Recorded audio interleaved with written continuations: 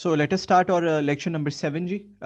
Last lecture में मैंने आपको एंड पे इस एक रिडल के साथ छोड़ा था कि जी आपने देखना है, जो क्वेश्चन हम कर रहे थे उसके अंदर आपने देखना है कि how what will be the opening and closing deferred tax, because उसकी तकरीबन तमाम चीज़ें जो रिक्वायर्ड थी टू कैलकुलेट इट वो मैंने आपको बता दी थी। सो इस लेक्चर में, लेक्चर 7 में हम क्या क्या देख रहे होंगे। हम 3 क्वेश्चंस बुनियादी तौर पर देख रहे होंगे और तीनों अडेप्टेड वर्जन्स हैं पास पेपर क्वेश्चंस के। सो आप इनको पास पेपर का क्वेश्चन नहीं कह सकते, आप ये कह सकते हो कि ये एग्जाम्पल है। ठीक है। समर 13 क्वेश्चन 7 जो हम ऑलरेडी स्टार्ट कर चुके थे हम वो सॉल्व करेंगे। एक समर 14 का क्वेश्चन 4 है और एक विंटर 15 का क्वेश्चन 3 है, जो कि अगेन दोनों अडेप्टेड वर्जन्स हैं ऑफ द ओरिजिनल क्वेश्चन, जिसमें हम सीखेंगे, थोड़ी सी प्रैक्टिस करेंगे टैक्स एक्सपेंस के कैलकुलेशन की मजीद, डिस्क्लोजर्स की मजीद। इसमें वो दोबारा इफेक्टिव एक्सपेक्टेड टैक्स की रिकन्सिलिएशन दोबारा आएगी, थोड़ी सी उसकी थोड़ी सी प्रैक्टिस हो जाएगी हमारी। और हम डेफर्ड टैक्स की कैलकुलेशन और उसके डिस्क्लोजर्स की एक और सवाल करेंगे, उससे मजीद थोड़ी सी हमारी प्रैक्टिस हो जाएगी। सो आज इस क्लास में हमारा ये ऑब्जेक्टिव है। ठीक है जी। सो हम कंटिन्यू करते हैं वहीं से जहां पे आपको मैंने लास्ट टाइम छोड़ा था कि जी आपने इस समर 13 क्वेश्चन 7, ये जो एग्जांपल 14 के तौर पे हमारे नोट्स में आ रहा है, इसको आपने देखना है कि यार इसमें हम ओपनिंग डेफर्ड टैक्स और क्लोजिंग डेफर्ड टैक्स क्या बनता है। And I hope and expect कि आप सब ने इस लेक्चर को स्टार्ट करने से पहले एक कोशिश कर ली है, ठीक है, बनाने की। सो आइए जी क्विकली अब मैं इस सवाल के सोल्यूशन पे चलता हूँ और मैं ऑफिशियली जिस तरह इस सवाल का सोल्यूशन ऑर्गेनाइज करूंगा मैं उस तरह से इसको ऑर्गेनाइज करता हूँ। तो पहले ये है मेरा सोल्यूशन का पेज नंबर 1।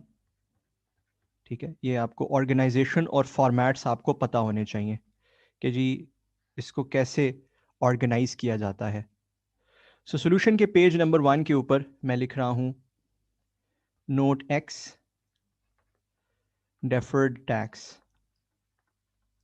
ठीक है, I don't know it's a deferred tax liability और एन एसेट व्हाटएवर। ठीक, नीचे मैं इसके डिस्क्लोजर्स डाल दूंगा। ठीक है जी। उसके बाद ये है मेरा सोल्यूशन का पेज नंबर 2 और सोल्यूशन के पेज नंबर 2 के ऊपर मैं बनाऊंगा अपनी वर्किंग। ठीक है, मेरी वर्किंग 1 बन जाएगी ओपनिंग डेफर्ड टैक्स की और मेरी वर्किंग 2 बन जाएगी क्लोजिंग डेफर्ड टैक्स की। ठीक है। सो ओपनिंग डेफर्ड टैक्स की पहले वर्किंग बना लेते हैं, यहां से शुरू कर लेते हैं। ठीक है जी। अगर ओपनिंग डेफर्ड टैक्स की बात करें तो हमारे ओपनिंग डेफर्ड टैक्स में प्रॉपर्टी प्लांट एंड इक्विपमेंट आ रहा है, ऐसे ही है जी। सवाल आप सबके सामने नोट्स से आपके सामने होना चाहिए। अब हम सवाल पे बार बार स्किप करके नहीं जाएंगे, स्लाइड्स बार बार स्किप करेंगे तो यू विल गेट लॉस्ट। ठीक है। सो ऑनलाइन पढ़ाने का और पढ़ने का बेहतरीन तरीका ये है कि नोट्स से या पास पेपर से जब भी कोई सवाल करें वो सवाल आपके सामने किसी और डिवाइस पर किसी हार्ड फॉर्मेट में आपके सामने खुला हो। ठीक है। तो अगर मैं देखूं सवाल में, तो सवाल में ये लिखा हुआ था जी कि अकाउंटिंग WDV जो है PPE की जो कैरिंग अमाउंट है वो है 2000 और PPE की जो टैक्स बेस है वो है 1600 और टेम्परेरी डिफरेंस जो बनता है वो ऑब्वियसली बनता है 400 का, ऐसे ही है। इस टेम्परेरी डिफरेंस के बेसिकली दो हिस्से हैं जो कि लास्ट ईयर हम ऑलरेडी एनालाइज कर चुके हैं। कुछ इसमें रीवैल्यूएशन से रिलेट करता है, कुछ किससे रिलेट करता है, रीवैल्यूएशन से, और कुछ रिलेट करता है डेप्रीसिएशन से, ऐसे ही है। अगर रीवैल्यूएशन की बात की जाए तो 15 रिलेट करता है लैंड की रीवैल्यूएशन से, यही एनालाइज किया था हमने। 8 रिलेट करता है बिल्डिंग की रीवैल्यूएशन से, जो हमने एनालाइज किया था और एनालिसिस किया था, यही बनता था जी। 15 रिलेट करता है लैंड की रिवैल्यूएशन से और 8 रिलेट करता है बिल्डिंग की रिवैल्यूएशन से, अगर मैं लास्ट ईयर की बात करूं। इसका मतलब है कि जो टोटल रिलेट करता है रिवैल्यूएशन से वो रिलेट करता है 23, ऐसा ही है। तो डेप्रीसिएशन से फिर कितना रिलेट करता हुआ, डेप्रीसिएशन से रिलेट करता होगा फिर 377 बैलेंसिंग नंबर। ठीक एनालाइज कर लिया मैंने। यहां पर एक और कॉन्सेप्ट अब मुझे आपको पढ़ाना पड़ेगा, जो है, जो मैंने अगर आप देखो हमारे जो इस लेक्चर की फर्स्ट स्लाइड थी, या लास्ट लेक्चर में भी मैंने ये पॉइंट रेज किया था कि इस सवाल की मदद से मैंने आपको टैक्सेशन ऑफ इमूवेबल प्रॉपर्टी पढ़ानी है। Taxation of immovable property in Pakistan, कि पाकिस्तान में इमूवेबल जो प्रॉपर्टी होती है, जिस जो बेसिकली लैंड बिल्डिंग वगैरह आप कह लो, लैंड एंड बिल्डिंग्स कह लो, मेनली लैंड एंड बिल्डिंग्स, ठीक है ना, मेनली तो लैंड एंड बिल्डिंग्स ही हैं, उसकी टैक्सेशन कैसे होती है पाकिस्तान में। बाय द वे, ये समराइज्ड है आपके नोट्स में, taxation of land and buildings इन पाकिस्तान के नाम से एक हेडिंग आ रही है आपके नोट्स में, पेज नंबर 5 के ऊपर, और वहाँ मैंने इसको सारे को समराइज कर दिया आपके लिए, कि बाद में आप अगर रिविजन करना चाहें तो आप वहाँ से रिविजन कर सकते हैं। ठीक है जी। सो आइए अब मैं थोड़ा सा सोल्यूशन के पेज नंबर 2 से डाइग्रेस करता हूँ, और ये मेरे अब सोल्यूशन का हिस्सा नहीं है, ये सिर्फ आपको समझाने के लिए जो मैं अब लिखने जा रहा हूँ वो लिखने जा रहा हूँ। लैंड एंड बिल्डिंग्स की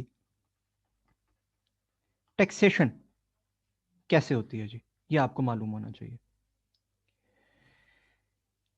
सबसे पहले लैंड एंड बिल्डिंग जो है, याद रखिएगा, वो 3 पर्पसेस के लिए इस्तेमाल किए जा सकते हैं।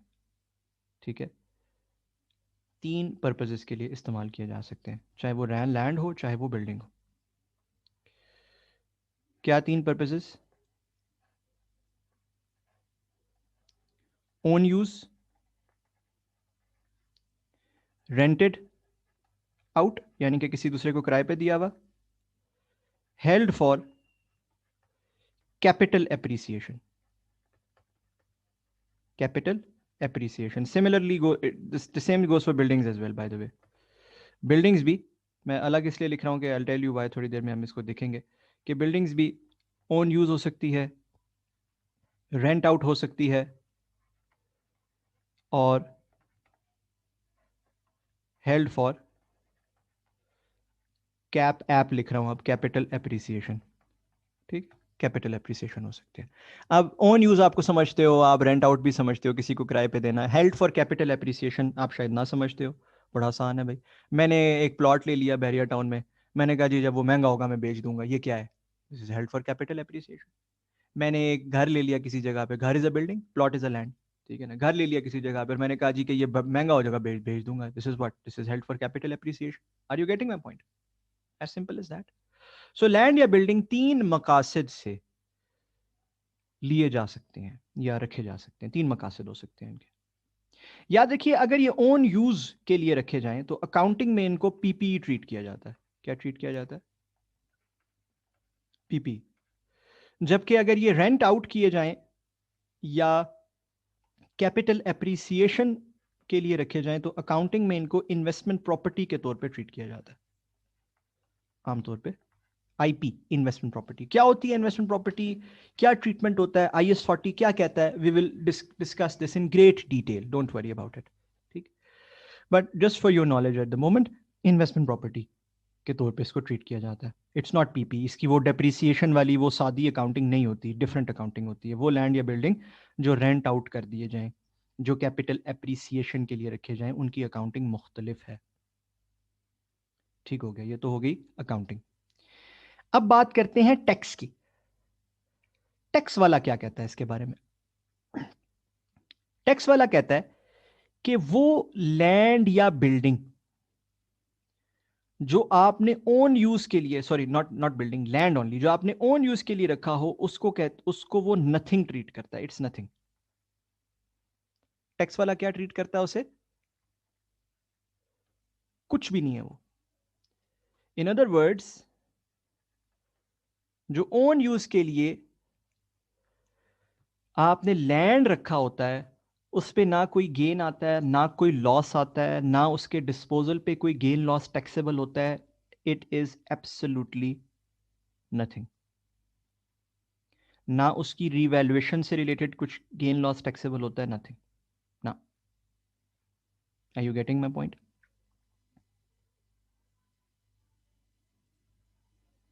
ठीक है जी। ऐसा लैंड जो कैपिटल एप्रिसिएशन के लिए रखा जाए उसे कैपिटल एसेट के तौर पे ट्रीट किया जाता है। खास सेक्शन है जो अभी मेरे ख्याल को 6-7 साल पहले या 5-6 साल पहले इंट्रोड्यूस कराया गया था लॉ में।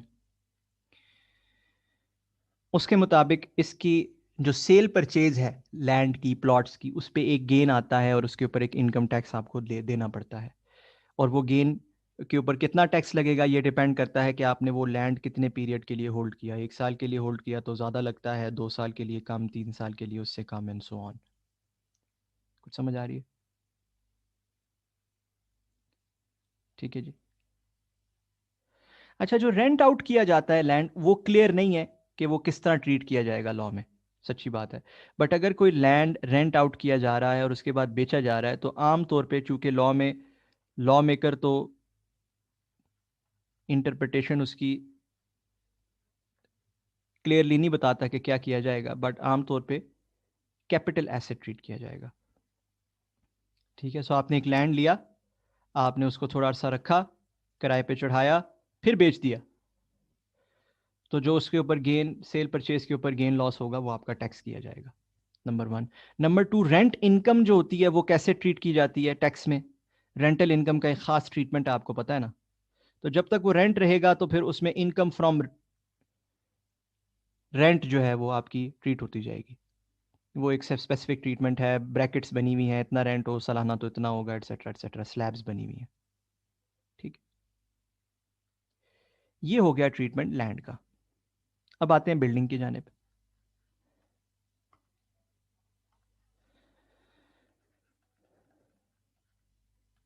बिल्डिंग याद रखिए, अगर ओन यूज के लिए हो तो टैक्स में उसका एक खास ट्रीटमेंट है, एक एक स्पेशल किस्म का ट्रीटमेंट है। वो भी मैं एक्सप्लेन करता हूं आपको थोड़ी देर में कि यार ये स्पेशल ट्रीटमेंट क्या है, एक खास किस्म का treatment. I will tell you what it is थोड़ी देर में। अगर रेंट आउट की जाए बिल्डिंग तो अगेन वो लॉ में क्लियर नहीं है, बट उसको कैपिटल एसेट तस्वर किया जाएगा। ठीक है। प्लस जो उसकी जो भी रेंटल जो इनकम है वो जो लॉ में रेंटल इनकम के हवाले से सेक्शंस हैं उसके हिसाब से टैक्स की जाएगी। और अगर बिल्डिंग ली सेल परचेज के लिए तो वो तो फिर कैपिटल एसेट है। मैं एक घर लेके बेच दूं तो वो जो कैपिटल एसेट्स वाला जो स्पेसिफिक सेक्शन है वो ट्रिगर हो जाएगा इसके ऊपर। ठीक है। इमूवेबल प्रॉपर्टी, आप कैपिटल एसेट तो नहीं कहोगे, आप कहोगे इमूवेबल प्रॉपर्टी के लिए एक स्पेसिफिक सेक्शन है जो कैपिटल गेन्स एंड लॉस बताता है, वो उसमें ट्रीट किया जाता है। ठीक है। स्पेसिफिक सेक्शन है ये एक, जिसके ऊपर इमूवेबल प्रॉपर्टी के, रियल एस्टेट के गेन्स एंड लॉसेस जो हैं वो ट्रीट किए जाते हैं। ठीक है जी। Is this clear? अब हम बात करते हैं कि यार वो जो स्पेशल ट्रीटमेंट है जो मैंने ऊपर लिखा है ये वाला, इससे क्या मुराद है? What does this special treatment mean? कोई बहुत स्पेशल नहीं है, मुनासिब सा स्पेशल है। वो ये कि आप बिल्डिंग को उसकी कॉस्ट पे रिकॉर्ड करोगे, फिर आपको उस पर एक टैक्स डेप्रिसिएशन मिलेगी जो साल दर साल मिलती रहेगी। ठीक है। और किसी भी नॉर्मल एसेट की तरह उसकी टैक्स WDV बनेगी। ठीक है। तो आपको हर साल उसकी टैक्स डेप्रिसिएशन मिलेगी उस बिल्डिंग की। बात क्लियर है? बिल्डिंग की हर साल टैक्स डेप्रिसिएशन मिलेगी। अच्छा, ये तो आप कह लो ये तो नॉर्मल रूटीन में जो एसेट्स के साथ होता है वही हो रहा है, इसके साथ भी कुछ स्पेशल नहीं है ना। इसकी जो सेल है ना, उसके हवाले से एक खास रिक्वायरमेंट है लॉ की। वो ये कि जो इसकी सेल है उस पे जो सेल प्रोसीड है वो अगर कॉस्ट से लेस होगी, कॉस्ट से, किससे, कैरिंग अमाउंट की बात नहीं हो रही, कॉस्ट की बात हो रही, अगर कॉस्ट से लेस होगी फिर तो ठीक है, अगर वो कॉस्ट के बराबर होगी तब भी ठीक है। लेकिन अगर वो कॉस्ट से ज्यादा होगी, कॉस्ट से क्या होगी, ज्यादा, sale proceed is higher than cost, अगर ऐसा होगा तो लॉ कहता है कि जी सेल प्रोसीड को कॉस्ट के बराबर तस्वर किया जाएगा। अगर सेल प्रोसीड कॉस्ट से ज्यादा होगी तो लॉ क्या कहता है, सेल प्रोसीड को किस तरह तस्वर किया जाएगा, कॉस्ट के बराबर तस्वर किया जाएगा।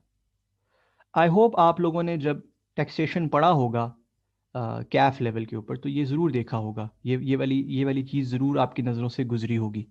और अगर नहीं गुजरी तो आज आपकी नज़रों से गुजर गई है।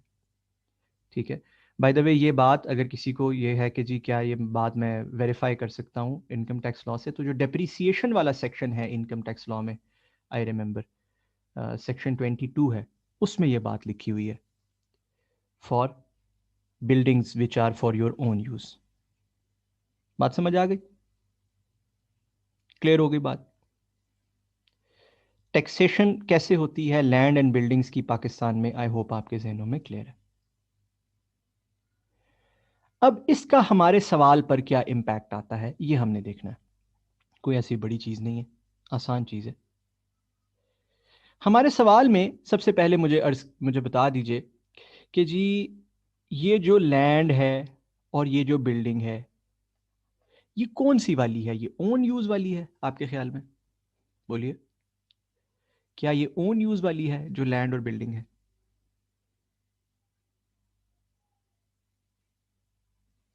जवाब है यस, ये ओन यूज वाली है। Obviously, why? Because it has been classified in PPE. अगर ये ओन यूज वाली ना होती तो it would have been classified in investment property. So we are very very clear कि दिस इज ओन यूज वाली land and building. Okay fine. अच्छा, own use वाली जो बिल्डिंग है, ठीक है, उस पर रिवैल्यूएशन सरप्लस आ गया, उस पर तो टैक्स लगेगा। बट जो ओन यूज वाला लैंड है उसके रिवैल्यूएशन सरप्लस पे तो टैक्स नहीं लगना चाहिए। वाई? बिकॉज ओन यूज वाले लैंड को तो टैक्स ऑफिसर कुछ मानता ही नहीं है, इट इज नथिंग। हाँ या ना? ना उस पर डेप्रीसिएशन है, ना रिवैल्यूएशन है, ना गेन लॉस है, कुछ भी नहीं है। राइट? उसका मतलब क्या हुआ?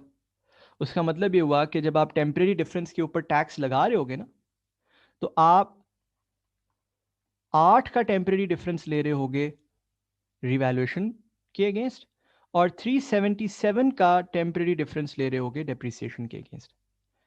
15 के टेम्परेरी डिफरेंस पे आप कोई टैक्स अप्लाई नहीं करोगे। Do you get my point? है ना इंटरेस्टिंग? 15 का जो टेम्परेरी डिफरेंस है इसको इग्नोर कर दिया जाएगा।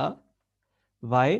बिकॉज लैंड जो है ओन यूज वाला, उसके ऊपर कोई टैक्सेशन नहीं होती पाकिस्तान में, इट्स अ परमानेंट डिफरेंस। ठीक है, क्लियर? ठीक है, it's a permanent difference as I said. Then PP तो हो गया जी। अच्छा, पीपी के बाद, अच्छा ये इसके साथ जरा टीटी भी लिख लेते हैं, क्योंकि 8 भी टैक्सेबल टेम्परेरी डिफरेंस है और 377 भी टैक्सेबल टेम्परेरी डिफरेंस है, तो मैंने इसके साथ जरा टीटी लिख लिया सो दैट आप लोगों के जहन में क्लियर हो जाए कि जी it's a taxable temporary difference. ठीक है जी, ओके। पीपी के बाद जो नेक्स्ट आइटम है वो प्रोविजन थी हमारे पास। प्रोविजन का जो ओपनिंग बैलेंस सवाल के अंदर दिया हुआ था, बड़ा क्लियरली मेंशन था सवाल के अंदर, वो था जी 50 का, है ना? आप सबने देख लिया होगा सवाल से। जबकि इसकी जो टैक्स बेस थी वो ज़ीरो की, एज एक्सपेक्टेड। तो ये 50 और इस सारे के सारे 50 पे ऑब्वियसली अप्लाई किया जाएगा defer tax. Deductible temporary difference, इसमें तो वो लैंड बिल्डिंग वाला कोई चक्कर नहीं है, तो सारे के सारे पे अप्लाई कर दिया जाएगा। It's a deductible temporary difference. ठीक है जी। प्रोविजन के बाद जो नेक्स्ट था वो था liabilities outstanding for more than 3 years. ठीक है, अब लाइबिलिटीज जो outstanding for more than 3 years हैं, उसमें 30 अप्रैल 2012 पे डिसीजन आया, जिसमें उसने कहा है कि जी 30 अप्रैल 2012 में उसने बताया कि जी ये liabilities outstanding for more than 3 years हैं। अब इसमें हम एक असम्पशन ले रहे हैं, सवाल क्लियर नहीं है कि ये लाइबिलिटीज मोर देन 3 ईयर्स कब आउटस्टैंडिंग हुई हैं। ठीक है, सो हम एक असम्पशन ले रहे हैं कि साल के स्टार्ट पर हमें इस बात का इल्म नहीं था। सवाल में एक असम्पशन ले रहे हैं कि साल के स्टार्ट पर हमें इस बात का इल्म नहीं था। ठीक है, this is an assumption because सवाल में ये क्लियर नहीं है। बात क्लियर हो गई है?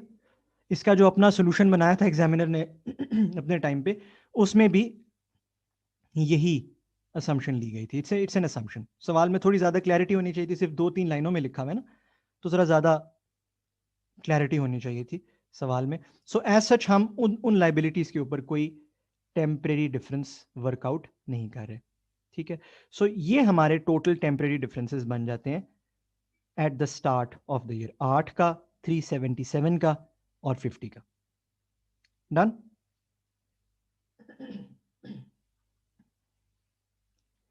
फिर हम एक वर्किंग टू बनाते हैं which is closing deferred tax. Same उसी तरह लेके चलेंगे उसे। पीपीई पहले बनाएंगे, पीपीई की कैरिंग अमाउंट और टैक्स बेस बनाएंगे जी। कैरिंग अमाउंट है पीपीई की क्लोजिंग पे 2700 और टैक्स बेस है 2400, तो टेम्परेरी डिफरेंस यहां से बनता है 300 का, है ना। और अगर इस टेम्परेरी डिफरेंस को उसी तरह तोड़ें तो रीवैल्यूएशन से रिलेट करता है एक सर्टेन पोर्शन और एक सर्टेन पोर्शन डेप्रीसिएशन से रिलेट करता है, ऐसे ही है।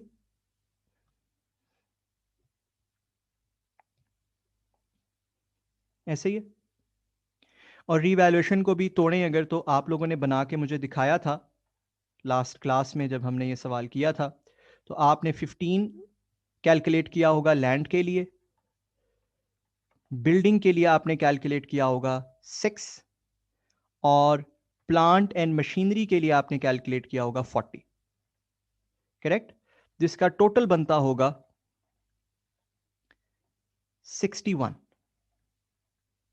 करेक्ट। ये तीनों हम पहले से कैलकुलेट कर चुके हैं, 15, 6, 40, जिसका टोटल बनता है 61। इसका मतलब है डेप्रीसिएशन वाले कंपोनेंट का टोटल बनता है 239, बैलेंसिंग है ना।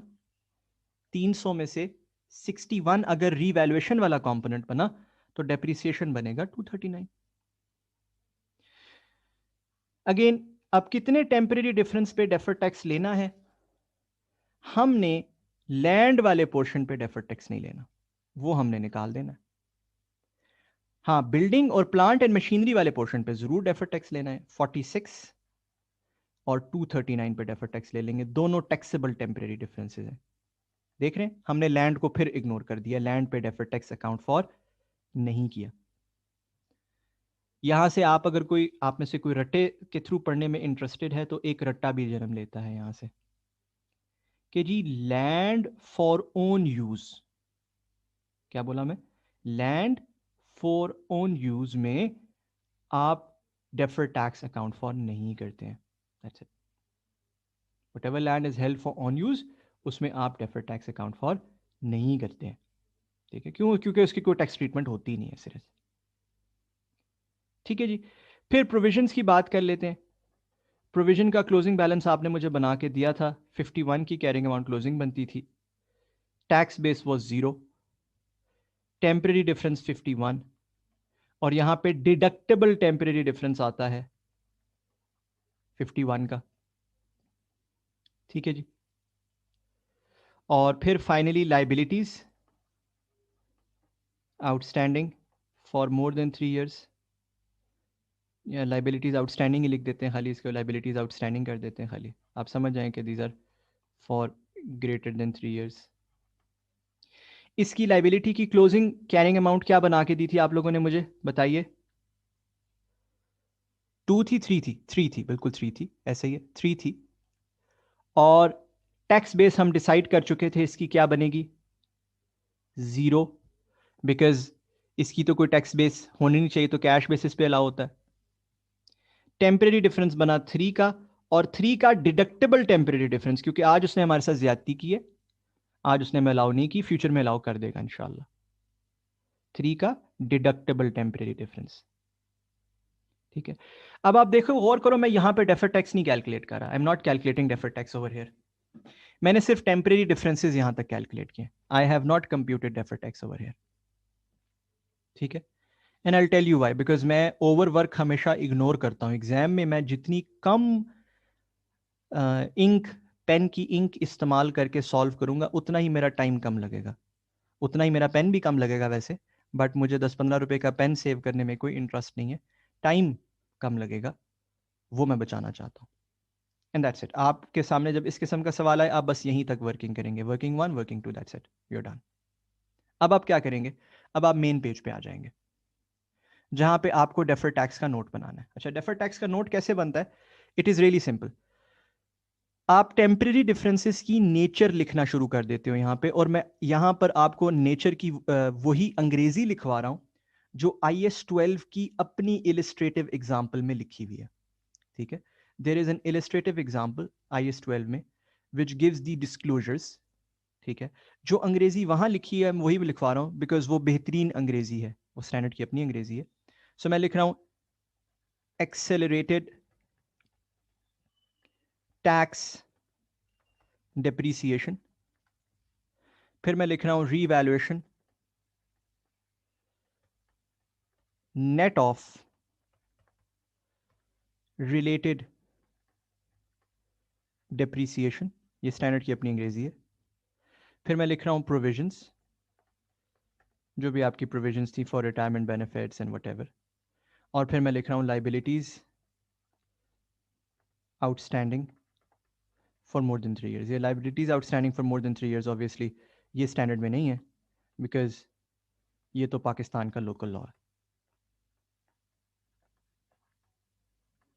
ठीक है, डिस्क्लोजर कैसे दिया जाता है डेफर्ड टैक्स का? सबसे पहले बताया जाएगा कि एज एट 31st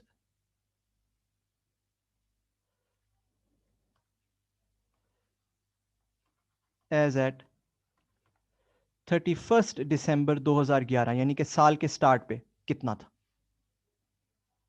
ठीक, फिर बताया जाएगा एज एट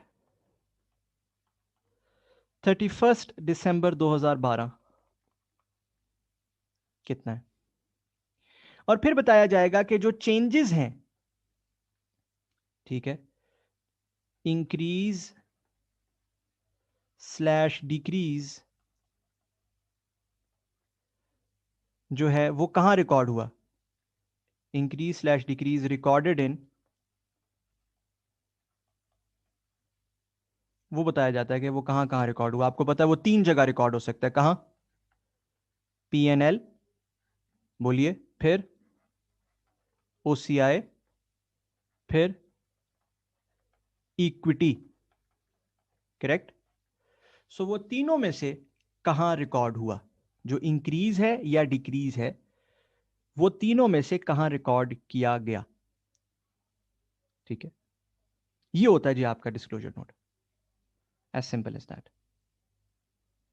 ठीक है, मैं क्या करूंगा, मैं एज एट 31 दिसंबर 2011 के साथ लिखूंगा वर्किंग 1 और इसके साथ लिखूंगा वर्किंग 2 बिकॉज ये दोनों मैंने वर्किंग्स के सपोर्ट कर ली।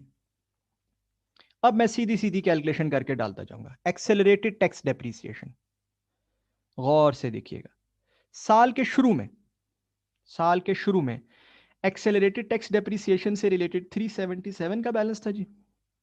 बोले जी, टैक्सेबल बैलेंस था 377 का, ऐसा है या नहीं है? बोलिए, what is 377 multiplied by 35%? Because सवाल में लिखा हुआ है, अगर आप गौर करो इसके पॉइंट नंबर 4 में, कि tax rate is 35% in the question. What is 377 multiplied by 35%? The answer is 132. लें जी, 377 इंटू 35%। बेहतरीन। इसी तरह डेप्रीसिएशन से रिलेटेड, ये देखिए, यहां देखिए, डेप्रीसिएशन से रिलेटेड साल के एंड पर बैलेंस कितना है जी, साल के एंड पर टेम्परेरी डिफरेंस कितना है, बताइए जी मुझे। वर्किंग 2 में यहां देखिए 239, ऐसे ही है, 239 है, 239 into 35%. What is 239 into 35%? 84 कह देते हैं, राउंड कर देते हैं, ठीक है ना जी, या 83.7 कर देते हैं, एक डेसिमल तक कर देते हैं, ठीक है, और इसको 132.0 कर देते हैं फिर। So it has decreased during the year. This is by the way defer tax liability, ऐसे ही है ना, ये क्या है, डेफर टैक्स लाइबिलिटी। सो मैं लाइबिलिटी को पॉजिटिव दिखा रहा हूं, एसेट को नेगेटिव दिखा रहा हूं। ये मैं ऊपर नोट में हमेशा मेंशन करता हूं, तो यहां देखिए, defer tax liability slash brackets में एसेट, ताकि एग्जामिनर को समझ आ जाए, अच्छा ओके, इसने क्या किया, इसने लाइबिलिटी को पॉजिटिव दिखाया और एसेट को नेगेटिव दिखाया। Okay, so this has decreased during the year, liability has decreased during the year, correct? बताइए जी, by how much has it decrease? 132.0 minus 83.7। सबके हाथों में कैलकुलेटर्स होने चाहिए, जैसे जैसे मैं अपनी अपनी कैलकुलेशंस करूं। 48.3 का डिक्रीज आना चाहिए, and this decrease will be recorded where? It will be recorded in PNL. We know कि टैक्स डेप्रिसिएशन से रिलेटेड चीजें पीएनएल में जा रही होती हैं। ठीक है, आगे बढ़ते हैं।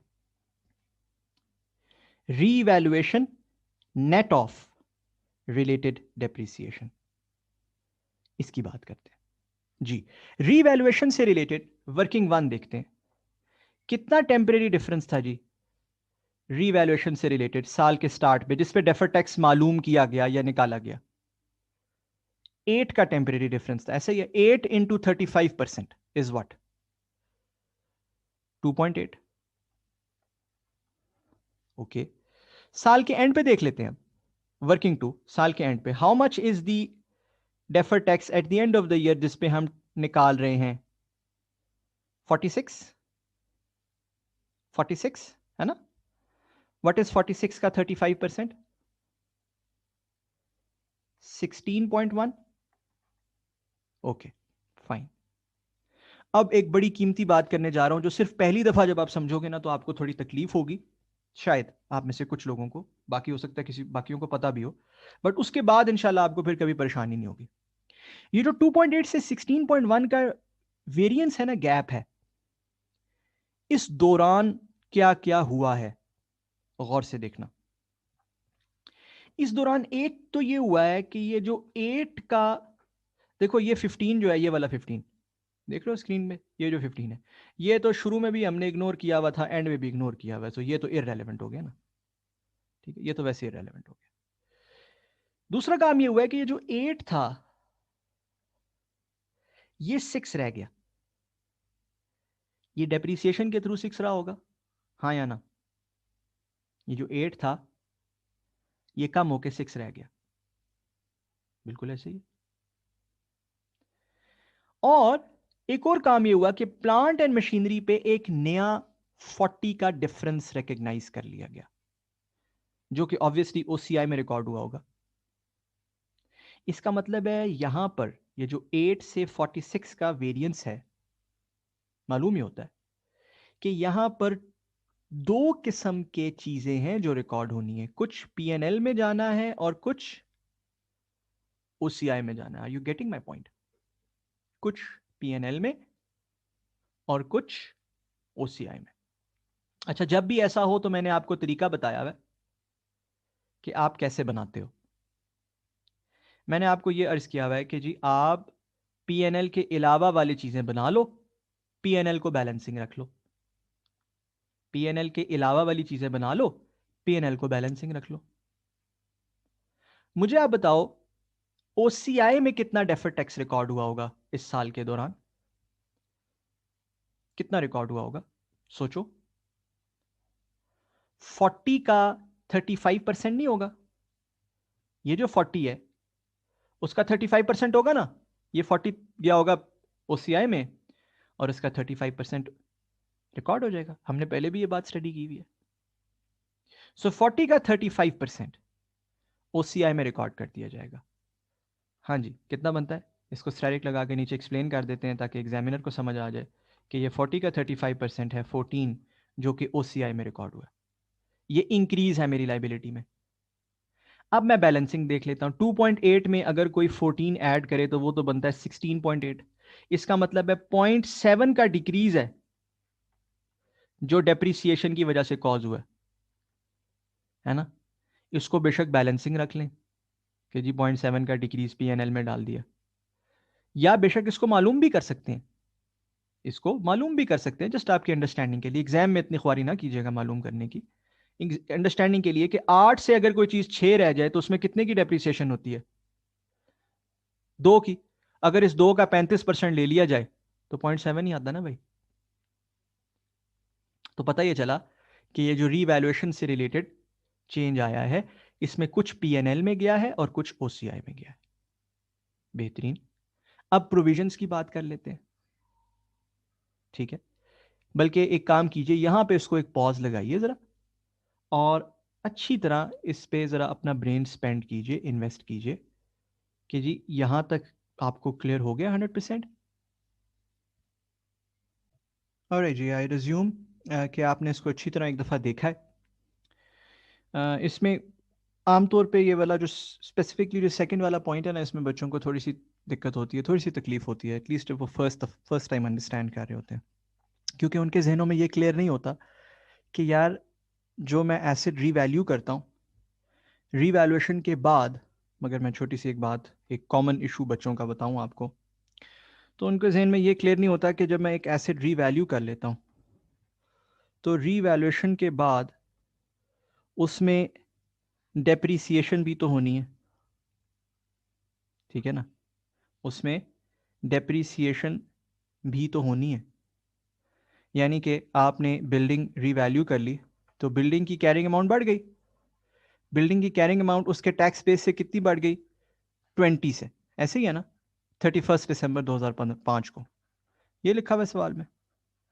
लेकिन हर साल ये कम होता जाएगा फ़र्क, 18, 16, 14, 12, 10, 8, 6, 4, 2, 0।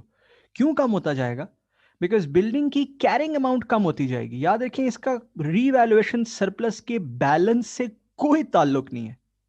एक बच्चों को कॉमन मिसकंसेप्शन ये भी होती है कि शायद इसका रीवैल्यूएशन सरप्लस के बैलेंस से ताल्लुक है, और उनके खज़ेन में होता है कि वो जो रीवैल्यूएशन सरप्लस से रिटेन अर्निंग में ट्रांसफर किया जाता है, जिसके लिए उनको बचपन में अक्सर एक लफ्ज पढ़ाया जाता है इंक्रीमेंटल डेप्रिसिएशन का,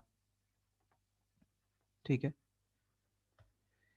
उनके जहन में शायद होता है शायद इसका उससे ताल्लुक है। एब्सोल्युटली नहीं, कोई ताल्लुक नहीं है। रीवैल्यूएशन सरप्लस तो भाई इक्विटी है। रीवैल्यूएशन सरप्लस क्या है? इक्विटी है। इक्विटी पे तो डेफर्ड टैक्स बुक ही नहीं किया जाता कभी भी, नेवर एवर, ठीक है। इसका ताल्लुक है बिल्डिंग की कैरिंग अमाउंट से, जो बढ़ गई थी उसकी टैक्स बेस से बाय 20, क्योंकि आपने कैरिंग अमाउंट में 20 ऐड कर दिया था, जबकि टैक्स बेस में कुछ भी ऐड नहीं होता रिवैल्यूएशन से। बट वो जो 20 का डिफरेंस है वो हर साल कम होता चला जाता है। ये जो कमी है ये क्यों होती है, सोचा आप लोगों ने कभी? हर साल जो कमी आ रही है क्यों है? It is due to depreciation. And where is this depreciation booked? It is booked in P&L, as simple as that.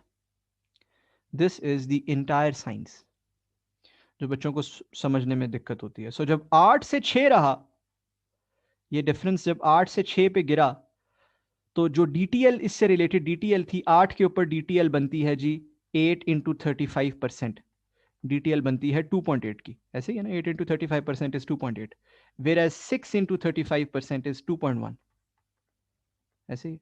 तो ये जो 0.7 की कमी आई, ये क्यों आई? ये आई ड्यू टू डेप्रिसिएशन। तो ये रिकॉर्ड हुई होगा, ये जो कमी रिकॉर्ड हुई होगी ये P&L में रिकॉर्ड हुई होगी। आई होप इस एक्सप्लेनेशन के बाद वो जो एक कॉमन बच्चों के जहन में दिक्कत होती है वो अब क्लियर हो गई है। भाई इसका रीवैल्यूएशन सरप्लस और इंक्रीमेंटल डेप्रिसिएशन ब्ला ब्ला से कोई ताल्लुक नहीं है। This is purely the carrying amount of the asset, ठीक है जी। Alright, let us now come back to the question. अब आते हैं जी नेक्स्ट क्वेश्चन में, प्रोविजंस दिखाते हैं, ठीक है। प्रोविजंस अगेन उसी तरह कि जी साल के स्टार्ट पे प्रोविजन से रिलेटेड टेम्परेरी डिफरेंस कितना था, 50 का था, ठीक है ना। अब इसको आप से 35% से मल्टीप्लाई करें तो 17.5 बनता है। और इसमें यह परेशानी बिल्कुल भी नहीं करनी कि यार हमने एग्जामिनर को 50 को 35% से मल्टीप्लाई करके नहीं दिया। भाई एग्जामिनर को इतना तो पता होगा ही कि 50 को 35 से मल्टीप्लाई करके 17.5 लिख रहा है, नॉट एन इशू, ठीक है। इसमें बिल्कुल भी परेशानी नहीं करनी, save your time in the exam, ठीक। देन ईयर एंड पे ये कितना है जी, देख रहे हैं 51, ये डिफरेंस कितना हो गया ईयर एंड पे 51, और 51 से बनता है 17.9, ठीक है। इन दोनों को आप गौर से देखो, मैं नेगेटिव में लिख रहा हूं। क्यों नेगेटिव में लिख रहा हूं? बिकॉज मैंने ऊपर मेंशन किया है कि डेफर्ड टैक्स एसेट जो है वो मैं नेगेटिव में लिखूंगा। सो इट्स एन एसेट, मैं नेगेटिव में लिख रहा हूं, ठीक है। और साल के दौरान ये मेरा डेफर्ड टैक्स एसेट बढ़ा है, और ये कहाँ रिकॉर्ड हुई होगी चीज? आई थिंक हम बड़े क्लियर हैं, ये पीएनएल में रिकॉर्ड हुआ होगा, बिकॉज प्रोविजंस का एक्सपेंस वगैरह जो है वो कहाँ रिकॉर्ड होता है? पीएनएल में ऑब्वियसली, है ना। तो 0.4 बनता है, ये 17.5 से 17.9 पे चला गया है, 0.4 पीएनएल में रिकॉर्ड हुआ होगा। ठीक है ना जी।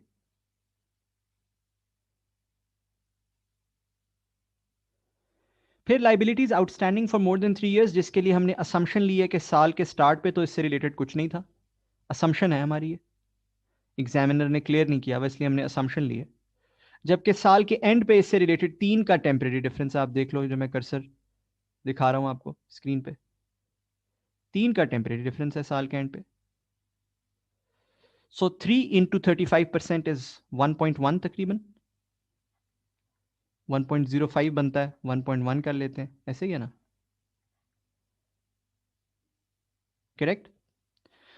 सो ये 1.1 का डेफर्ड टैक्स एसेट आया, और ये भी कहाँ रिकॉर्ड हुआ होगा? ये भी पीएनएल में रिकॉर्ड हुआ होगा।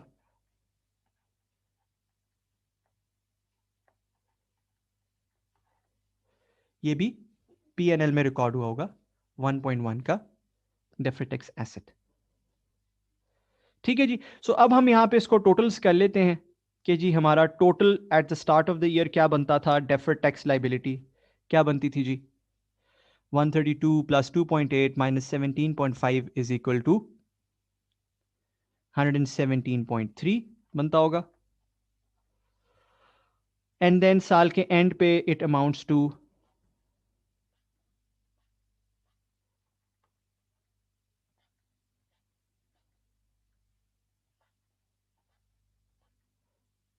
83.7 plus 16.1 minus 17.9 minus 1.1 is 80.8। ओसीआई में 14 का एक्सपेंस रिकॉर्ड हुआ साल के दौरान, और पीएनएल में इनकम रिकॉर्ड हुई है थ्रू आउट द ईयर, ऐसे ही है ना। 48.3, 0.7, 0.4, 1.1, ये सारी इनकम्स हैं एक्चुअली। 50.5 की इनकम रिकॉर्ड हुई है पीएनएल में। True, this is it, this is the solution to your question. So एक पेज पे आपने ये बना लिया, अगले पेज पे आपने ये बना लिया। अब मैंने आपको चूंकि पढ़ाया है बहुत सी चीज़ें पहली दफ़ा, जैसे रीवैल्यूएशन क्या होती है, लैंड एंड बिल्डिंग का चक्कर क्या होता है, liabilities outstanding for more than 3 years का चक्कर क्या होता है, मैंने चूंकि बहुत सी चीज़ें आपको पढ़ाई हैं पहली दफ़ा, तो आपका टाइम ज़्यादा लगा है ऑब्वियसली इस सवाल पे। बट अगर मैं एग्जाम में आपसे कहूँ कि सिर्फ ये वर्किंग 1, वर्किंग 2 और ये एक मूवमेंट बनानी है, तो मेरा ख्याल है आराम से आप इसको मैक्सिमम 20 मिनट के अंदर बना सकते हो। क्या ख्याल है ना? It's quite simple. 20 मिनट के अंदर ये आपने एक दफ़ा पहले सीखी हुई है हर चीज़। ठीक है, आप कोई नई चीज़ नहीं सीख रहे हो एग्जाम में, सिर्फ आप अप्लाई कर रहे हो अपने कॉन्सेप्ट्स को, तो आप बड़े आसानी से 20 मिनट के अंदर ये बना सकते हो। और ऐसे सवाल अगर आ जाएं एग्जाम में तो आते भी इसी तरह हैं, 12-13 number, 15 number max, that's it. 12 to 15 marks के दरमियान आपको एग्जाम में इसका सवाल नजर आएगा, अगर इस किस्म का कोई सवाल आपको एग्जाम में नजर आए। ठीक है, उससे ज़्यादा का आप एक्सपेक्ट नहीं कर सकते। Clear ji?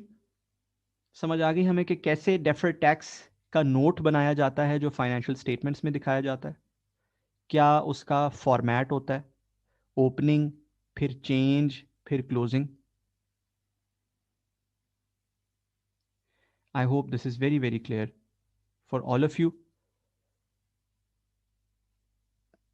Now let us move to the next question जो हमने इस क्लास में करना है जी। So that question again is an example, more of an example rather than an exam question. ठीक है, एग्जाम्पल 15 है जी जो आपके नोट्स में आपको नजर आएगी, पेज नंबर 9 पर नजर आएगी आपको ये। ठीक है, because it's not an exam question, because मैंने इसको अडेप्ट किया हुआ है, मैंने इसको चेंज किया हुआ है। ठीक है, to help the students learn. Example 15, इसके जरिए हम टैक्स एक्सपेंस की कैलकुलेशन की थोड़ी सी प्रैक्टिस करेंगे और डिस्क्लोजर्स थोड़े से देखेंगे, टैक्सेशन से रिलेटेड जो डिस्क्लोजर्स होते हैं फाइनेंशियल स्टेटमेंट्स में। क्या कहता है जी? कहता है following information pertaining to MLL is available for computing tax charge / liability for inclusion in the financial statements of 2013.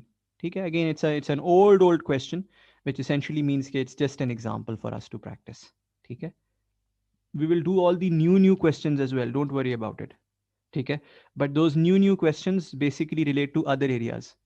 वो रिलेट करते हैं फॉर एग्जांपल फाइनेंशियल इंस्ट्रूमेंट्स की डेफर्ड टैक्सेशन से, शेयर बेस्ड पेमेंट की डेफर्ड टैक्सेशन से. तो जब हम वो एरियाज पढ़ेंगे उसके बाद हम कर पाएंगे. समझ रहे हैं ना बात आप मेरी? अच्छा, क्या कहता है? कहता है जी कि profit before dividend and capital gains ये था 500 मिलियन का. डिविडेंड इनकम इतनी आई है, कैपिटल गेन्स जो कि एग्जेम्प्ट फ्रॉम टैक्स हैं इतने हैं. Permanent add backs under the tax law. Permanent add backs under the tax law का दूसरा नाम आप इनएडमिसिबल एक्सपेंसेस भी रख सकते हैं. ठीक है ना, आसान नाम. ये बेसिकली इनएडमिसिबल एक्सपेंसेस है 35 के. सो कुछ एग्जेम्प्ट इनकम्स भी हैं और कुछ इनएडमिसिबल एक्सपेंसेस भी हैं और डिविडेंड इनकम भी है.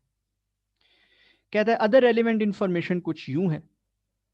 नंबर 1, एमएलएल की टैक्स असेसमेंट 31 दिसंबर 2011 की फाइनलाइज की गई मई 2013 में, यानी कि पुरानी असेसमेंट अभी आई, जिसकी बदौलत एक एडिशनल टैक्स लाइबिलिटी आ गई 4.2 मिलियन की. ये असेसमेंट हमने कॉन्टेस्ट नहीं की और हमने ये अमाउंट पे कर दी. हम पहले देख चुके हैं करंट टैक्स की वर्किंग में कि अगर कोई ऐसी चीज आ जाए तो हम उसका क्या करते हैं. क्या करते हैं जी, कुछ याद करें करंट टैक्स के सवाल से. हम उसे करंट ईयर के एक्सपेंस में रिकॉर्ड कर लेते हैं.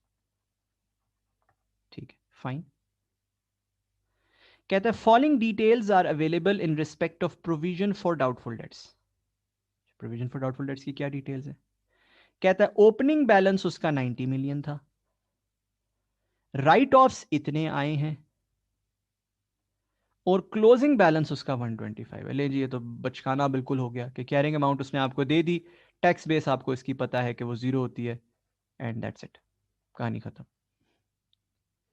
कहता है प्रॉपर्टी प्लांट एंड इक्विपमेंट के ये हालात हैं कि 2012 के एंड पे उसकी अकाउंटिंग बुक वैल्यू ये थी. ठीक है, टैक्स बेस ये थी, 13 के एंड पे ये थी, सब कुछ ये भी दे दिया आपको. वाह, जबरदस्त. एप्लीकेबल टैक्स रेट जो है 2012 एंड 2013 का वो 35% एंड 10% रिस्पेक्टिवली है. 35% बिजनेस इनकम पे है, 10% डिविडेंड इनकम पर है. ठीक है, तो हमने डिविडेंड इनकम पहले भी एक दफा देखा हुआ है कि जी वो अगर सेपरेट रेट पे टैक्स हो रहा हो तो उसका क्या करते हैं, कोई ऐसी रॉकेट साइंस हमारे लिए नहीं है. कहता है prepare notes on taxation for inclusion in the financial statements of ML for the year ended 31 December 2013. सो अब आपको दोनों नोट्स बनाने पड़ेंगे. आपको वो जो नोट होता है किसका भला, टैक्स एक्सपेंस का नोट, याद है ना, जिसमें हमने क्या दिखाया था, हमने एक ब्रेकअप दिखाया था कि करंट टैक्स एक्सपेंस कितना है, डेफर्ड कितना है, और फिर एक रिकंसिलिएशन दिखाई थी, याद है? वो भी आपने बना के देनी है. और फिर डेफर्ड टैक्स का नोट भी बना के देना है, जो भी मैंने आपको बनाना सिखाया है कि आप ओपनिंग बनाते हैं, आप क्लोजिंग बनाते हैं एंड ऑल. ठीक है, याद देखिए मेरे नज़दीक अब गोइंग फॉरवर्ड फ्यूचर एग्जाम्स में ऐसा सवाल हू बहू आने के अंदेशा बहुत कम है, बट ये ज़रूर हो सकता है कि इसी सवाल में मुख्तलिफ कॉम्प्लेक्सिटीज़ ऐड की जाएं. फॉर एग्जाम्पल फाइनेंशियल इंस्ट्रूमेंट्स की टैक्सेशन, कंपाउंड फाइनेंशियल इंस्ट्रूमेंट्स की टैक्सेशन. ठीक है, OCI आइटम्स जैसे कैश फ्लो हेज रिजर्व हो गया, ट्रांसलेशन रिजर्व हो गया, उनकी taxation, government grants, investment property की टैक्सेशन, शेयर बेस्ड पेमेंट्स की टैक्सेशन, कॉम्प्लेक्सिटीज ऐड की जाए. ठीक है, और फिर इसी किस्म का सवाल 18-20 नंबर का बना दिया जाए. इसके शदीद इम्कानात है मेरे नज़दीक. बात समझ आ रही है? इसका मतलब है बेसिक स्ट्रक्चर सवाल का वही होगा, कुछ कॉम्प्लेक्सिटीज ऐड होंगी जो ज़ाहिर हमने फ्यूचर में पढ़नी है जब हम रिस्पेक्टिव स्टैंडर्ड्स पढ़ रहे होंगे. हर स्टैंडर्ड के एंड पर हम उसका टैक्स इम्पैक्ट पढ़ेंगे गोइंग फॉरवर्ड. ठीक है, सो अभी हमने ये दो चीजें करनी है, एक तो हमने टैक्स एक्सपेंस का नोट बना के देना है और एक डेफर्ड टैक्स का नोट बना के देना है। I hope the question is very very clear for all of you. ठीक है, so again let us start building the answer. Answer में ये है मेरे सॉल्यूशन का पेज 1। सॉल्यूशन के पेज 1 पे मैं यहां पे कर रहा हूं नोट एक्स,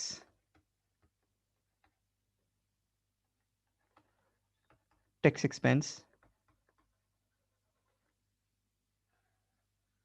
जिसमें मैं वो करंट टैक्स और वो वाला ब्रेकअप बना दूंगा और नीचे रिकंसिलिएशन बना दूंगा।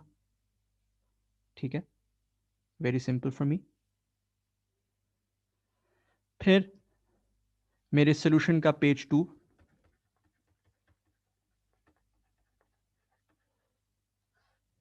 जिसमें मैं कर रहा हूं note why, deferred tax. Again देखेंगे वो लाइबिलिटी है या एसेट है या क्या है। लाइबिलिटी पॉजिटिव में दिखा देंगे और एसेट जो है वो नेगेटिव में दिखा देंगे। ठीक है, फिर मेरे सॉल्यूशन का पेज 3 जहां पे मेरी वर्किंग्स शुरू हो जाएंगी।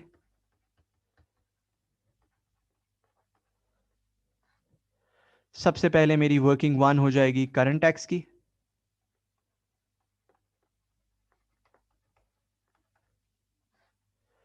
मेरी वर्किंग 2 हो जाएगी डेफर्ड टैक्स ओपनिंग बैलेंस की। और मेरी वर्किंग 3 हो जाएगी डेफर्ड टैक्स क्लोजिंग बैलेंस की। आई होप कि मैं सारी वर्किंग्स इसी के ऊपर कर लूंगा। इट्स नॉट अ कोई ऐसी कोई बड़ी चीज़ नहीं है डेफर्ड टैक्स के अंदर। ठीक है, क्लियर? तीनों पेजेस समझ आ गए कि मैं सॉल्यूशन को 3 पेजेस पे कर रहा हूं। आपकी कॉपियों पे भी ऐसे ही 3 पेजेस पे इसका फॉर्मेट बना होना चाहिए। Formats and techniques are the key in solving the FR exam within 3 hours. याद रखिएगा। Alright, so I'll start off again reading the question which is right in front of me. ठीक है, on another device। ऐसा ही होना चाहिए आपके साथ भी, किसी और डिवाइस पे, हार्ड में, कहीं पे भी आपके पास होना चाहिए। सो मैं पढ़ रहा हूँ सवाल। क्या कह रहा है जी सवाल? सवाल कह रहा है जी कि ये इंफॉर्मेशन है और उसमें वो कहता है profit before dividend and capital gains ये है। तो मैं profit before dividend and capital gains तो नहीं लिखता, मैं लिखता हूँ प्रॉफिट बिफोर टैक्स। बना लेता हूँ। Profit before dividend and capital gain 500 है, ऐसे ही है। डिविडेंड 25 है और कैपिटल गेन कितना है? 28। तो मेरा प्रॉफिट बिफोर टैक्स क्या बना? वो कह रहा है ना प्रॉफिट में डिविडेंड और कैपिटल गेन शामिल नहीं है। ठीक है जी, नहीं है, कोई बात नहीं, नहीं है तो कोई मसला नहीं है, ऐड कर लेते हैं। तो प्रॉफिट बिफोर टैक्स बना 553 मिलियन। करेक्ट? आसान है ना, वेरी इजी। ठीक है, फिर कहता है डिविडेंड इनकम है जी हमारे पास एक, और वो डिफरेंट रेट पे टैक्स होती है। तो हम ऑलरेडी उसके बारे में पढ़ चुके हैं कि डिविडेंड इनकम अगर डिफरेंट रेट पे टैक्स होती हो तो आप उसे नॉर्मल में से माइनस कर देते हैं 25। और आपको पता है ना, इस पे सेपरेटली नीचे टैक्स ले लिया जाएगा। ऐसा ही है, मालूम है ना आपको ये बात? अलग से टैक्स ले लिया जाएगा। करंट टैक्स की एग्जांपल में हम देख चुके हैं। फिर कहता है एग्जेम्प्ट हैं कैपिटल गेन्स। एग्जेम्प्ट गेन्स हैं कुछ आपके पास, वो आप माइनस कर लेते हो 28 के। फिर कहता है कुछ इनएडमिजिबल एक्सपेंसेस हैं, परमानेंट एड बैग्स हैं। परमानेंट एड बैग का ही नाम लिख देते हैं, जो भी नाम लिखा हुआ है सवाल के अंदर, परमानेंट एड बैक।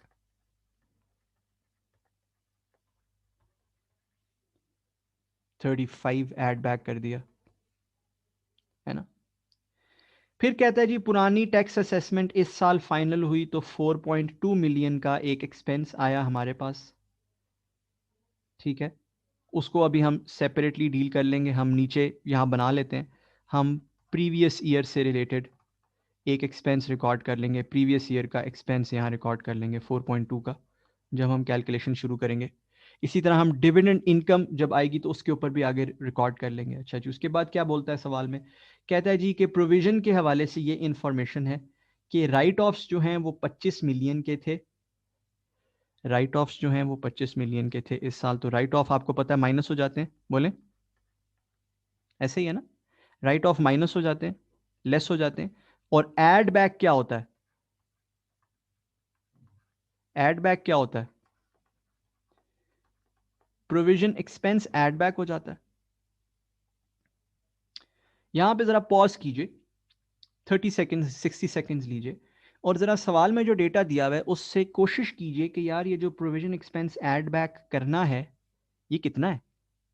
सवाल में तो नहीं लिखा हुआ, कोशिश कीजिए ज़रा सब लोग कैलकुलेट करने की। 30 सेकेंड्स लीजिए और कोशिश कीजिए।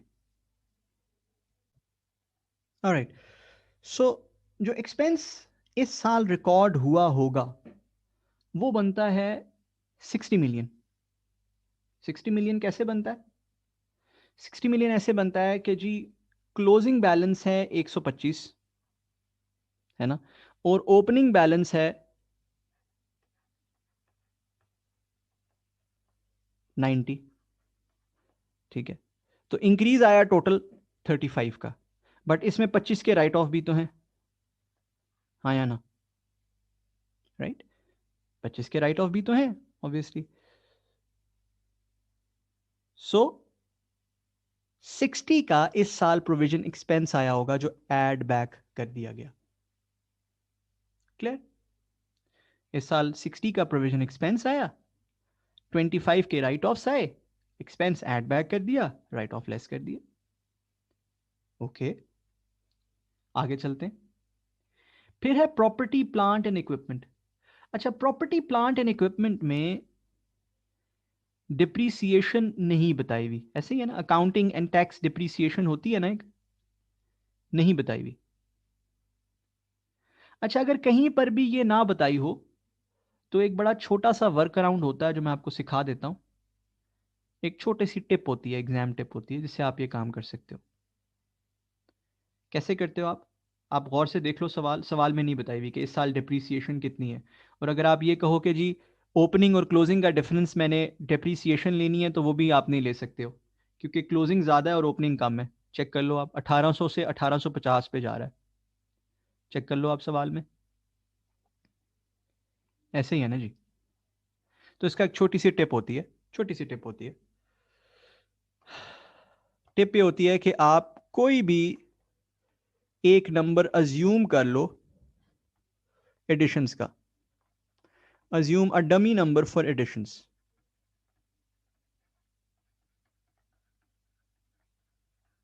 यानी कि आप ये कहो, फर्ज करो कि यार 1800 ओपनिंग बैलेंस है ना कैरिंग अमाउंट का, और क्लोजिंग बैलेंस है 1850। सो लेट अस अज्यूम कि एडिशंस हुई हैं इस साल 200 की।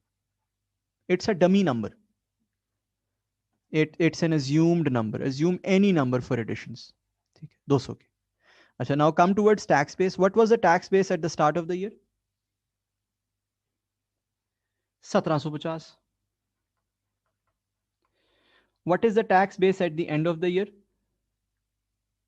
1880। करेक्ट। नाउ मैं वही एडिशंस का नंबर लिख रहा हूं टैक्स में भी, 200 का। तो यहां से मैं डेप्रीसिएशन बैलेंसिंग निकालने लगा हूं। देखिएगा, अकाउंटिंग डेप्रीसिएशन बनती है 150 की, चेक करें, 150 ही बनती है बैलेंसिंग। 1800 जमा 200 माइनस 150 करो तो 1850 आता है ना। और टैक्स डिप्रीसिएशन बनती है 70 की, ऐसे ही है। मैं जिस नंबर में एक्चुअली इंटरेस्टेड हूं वो ये नंबर है, difference between accounting and tax depreciation. So accounting depreciation is higher than tax depreciation, ऐसा ही है। And it is higher by what amount? It is higher by 80 million. Do you agree with me? कि accounting depreciation is higher than tax depreciation by 80 million. Correct. अच्छा, अब ये number नहीं बदलेगा, आप editions का नंबर जो मर्जी ले लो, आप 200 के बजाय 300 ले लो, चलो फर्ज करो आपने 200 लिया ना, अभी सबने यहां देखो 200 लिया ना, अब मैं 200 के बजाय 300 करने लगा हूं, ये क्या हो जाएगा 250, 300 करोगे तो ये क्या हो जाएगा 170, डिफरेंस वही 80। समझ गए ना जो इसमें मैथ इन्वॉल्व है। आप 200 लो, आप 300 लो, आप 400 लो, आप 500 लो, आप 1000 लो, आप 10,000, जो मर्जी नंबर ले लो एडिशंस का, dummy number, any dummy number ले लो, आपका जो difference between accounting and tax depreciation आएगा वो 80 ही आएगा। ये मैथमेटिक्स तो क्लियर हो गई ना, ये तो कोई मुश्किल मैथमेटिक्स नहीं है। ठीक है, अब मैं इस डिफरेंस के नंबर में क्यों इंटरेस्टेड हूं, इसलिए थोड़ी सी आपको पता होना चाहिए कि अकाउंटिंग डिप्रिसिएशन ऐड बैक कर दी जाती है कैलकुलेशन में, और टैक्स डिप्रिसिएशन माइनस कर दी जाती है कैलकुलेशन में। इसका मतलब है इन दोनों का जो नेट है ना, वो 80 ऐड बैक करना चाहिए कैलकुलेशन में। Are you getting my point? Why am I interested in difference number? Because I will add 80 in the calculation. Accounting depreciation is higher by 80. I will add back 80 in the calculation. ठीक है, सो मैं accounting और tax depreciation लिखूंगा ही नहीं, ये बात समझ आ गई? आई hope this is very very clear for everyone. we've just assumed any dummy number and we've extracted कि यार अच्छा अकाउंटिंग और टैक्स डेप्रिसिएशन में क्या फर्क है, वो 80 मिलियन का है, जो मर्जी नंबर इस्तेमाल कर लो। और मैं क्या करने जा रहा हूं, मैं इसे लिखने जा रहा हूं, यहां पे मैं लिखने जा रहा हूं difference between accounting and tax depreciation which is 80 million का पॉजिटिव, 80 से ऐड कर दो इसे। क्लियर? अकाउंटिंग ऐड कर दी, टैक्स लेस कर दी, whatever it was, it is 80 net पे पॉजिटिव। ठीक है जी, पॉइंट नंबर 3 भी देख लिया हमने, करंट टैक्स में इनकॉर्पोरेट कर लिया। फिर बुलेट नंबर 4 में लिखा है जी कि 2012 और 13 दोनों के लिए बिजनेस इनकम का रेट था 35% और डिविडेंड इनकम का रेट है 10%। तो बिजनेस इनकम का रेट लिख लेते हैं पहले, लगा लेते हैं पहले। बनाएं जी, टैक्स प्रॉफिट क्या बनता है? टैक्स प्रॉफिट बनता है 650 मिलियन, करेक्ट? 650 मिलियन। और इसके ऊपर अगर हम करंट टैक्स एक्सपेंस बनाएं तो वो बनता है 650 का 35%, करेक्ट? ऐसे ही है ना, यही उसने बताया। ये बनता है 227.5। और यहां पे अगर मैं डिविडेंड इनकम भी ऐड कर दूं, डिविडेंड इनकम पे टैक्स लगा दूं 10% पे, डिविडेंड इनकम थी 25 की जो मैंने ऊपर से लेस की थी, तो 25 का 10% ये बनता है कितना? 2.5। तो यहां पे मेरा करंट टैक्स टोटल हो जाता है 227.5, 4.2 और 2.5, तीनों को टोटल कर लिया जाए तो 230.0। लें जी, मैंने सवाल देख लिया 234.2, मैंने सवाल देख लिया, और सवाल के अंदर जितने करंट टैक्स के एलिमेंट्स थे वो सारे इनकॉर्पोरेट कर लिए। ऐसे ही है ना, सारे इनकॉर्पोरेट कर लिए।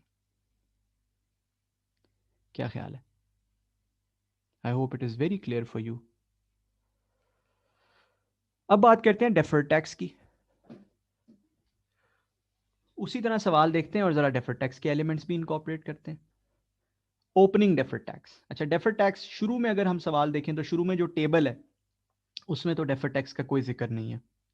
फिर वो कहता है कि बाद में इतनी टैक्स लाइबिलिटी आई, उसका भी बुलेट नंबर 1 का भी कोई एस्पेक्ट नहीं है। हाँ, बुलेट नंबर 2 का है, प्रोविजन है एक, provision, carrying amount, tax base, temporary difference. आपको पता मैं टेम्परेरी डिफरेंस से आगे नहीं जाऊंगा, ठीक है। सो एक प्रोविजन है, प्रोविजन है जी 90 की ओपनिंग में, और यही प्रोविजन क्लोजिंग में कितने की है जी? साथ ही लिखा हुआ है उसका क्लोजिंग बैलेंस भी, है ना, लगे हाथों जल्दी जल्दी कर लेते हैं।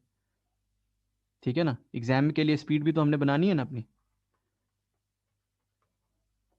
टेम्परेरी डिफरेंस, तो प्रोविजन का क्लोजिंग बैलेंस लिखा हुआ है 125, ले लीजिए 125। टैक्स बेस दोनों जगह पे 0, टेम्परेरी डिफरेंस दोनों जगह पे 90 का डिडक्टेबल, ले जी, ये काम भी हो गया।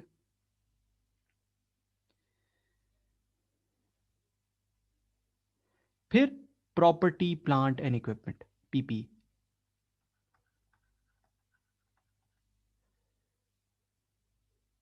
टैक्स का कैरिंग अमाउंट और टैक्स बेस लास्ट ईयर थी 1800 और 1750, तो ये तो बन गया 50 का taxable temporary difference. Why? Because carrying amount is greater than tax base. ऐसे ही है।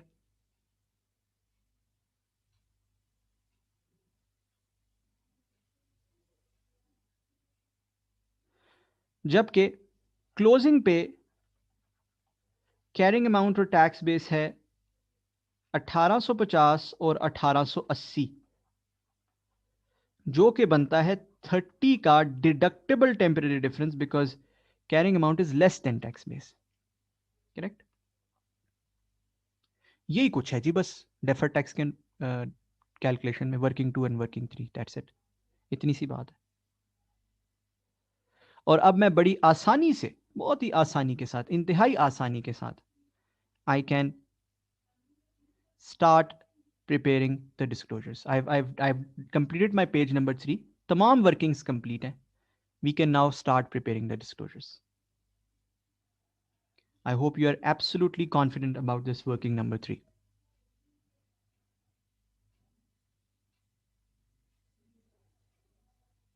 So now when we come towards the disclosures, सबसे पहले टैक्स एक्सपेंस का डिस्क्लोजर गौर से देखिएगा जरा। We have practiced for it previously as well. दोबारा लिख कर रहे हैं हम। So current tax expense, देखिएगा जरा मैं कैसे बनाऊंगा, कैसे लिखूंगा इसको, गौर से देखिएगा। मैं लिख रहा हूं current year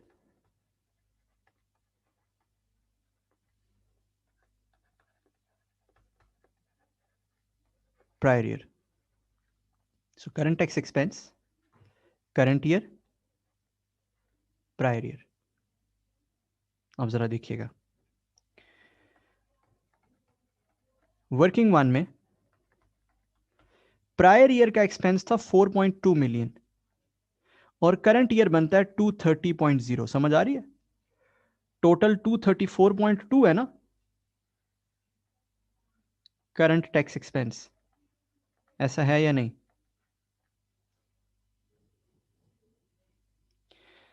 current year is 230, prior year is 4.2।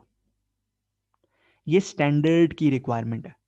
वो कहता है जो पिछले साल से रिलेटेड इस साल में रिकॉर्ड किया, जरूर, कोई मसला नहीं है, अच्छी बात है, जरूर करो रिकॉर्ड इस साल, मना नहीं करता, बल्कि वो कहता ही है कि इस साल में रिकॉर्ड करो, बट कहता है अलग से दिखा जरूर तो एक दफा, बता दो reader of the financial statements को।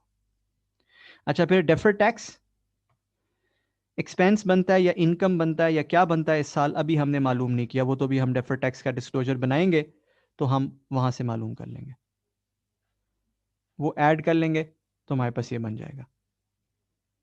Clear? I hope this is really easy. ठीक है, यहां पे आपके पास टोटल टैक्स एक्सपेंस बन जाएगा।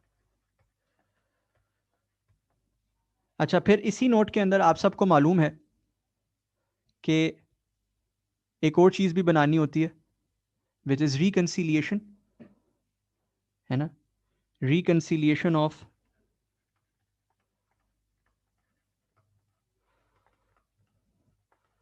Expected and actual tax expense, है ना।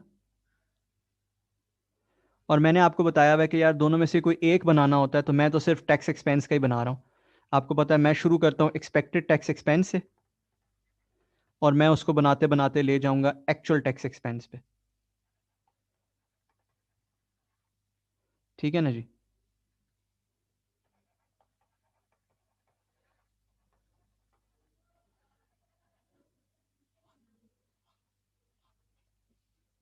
ठीक है, ये भी जरूर बना लेंगे लेकिन एक बार ना हमारे पास पहले ये बन जाए ना टैक्स एक्सपेंस, फिर इसको बनाते हैं।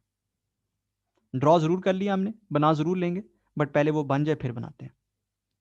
डन। आगे चलते हैं।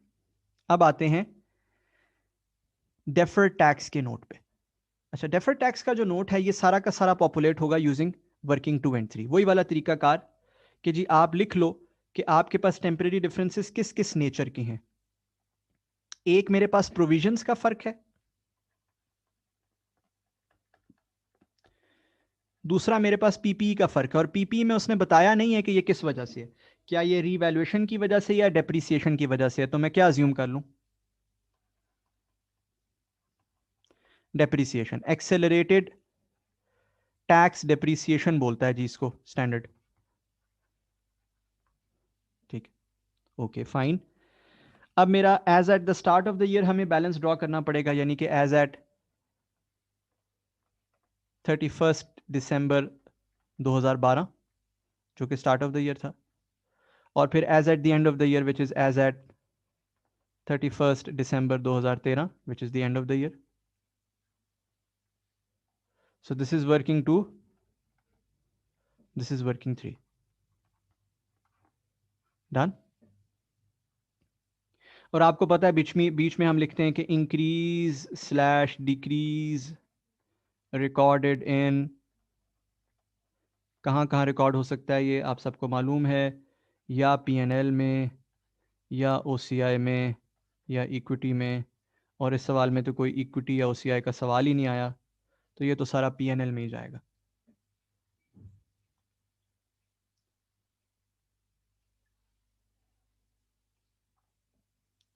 ठीक है जी,